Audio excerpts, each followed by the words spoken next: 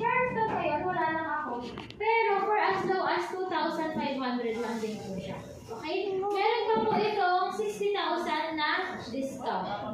So, for now, ito po yung move-in fee natin sa Charleston Place. Since pre-selling po ito, ibig sabihin 2 to 3 years before siya i-open, wala pa tayo ditong electric tsaka water provider. Okay? So, ayan, may question po ba kayo sa Pampanga projects? Wala naman. Gutom pa kayo. Na sila. Nakatingin na sila sa Okay lang po. Sorry. Ano? Yung sa Charleston natin, di ba may naka-promo ko yung remove fees? Oo. Halimbawa ngayon nakapag-parallel sila abin niya yung ano yun. Oo. Except occupancy ban. Okay. Except yung mga. 1,000.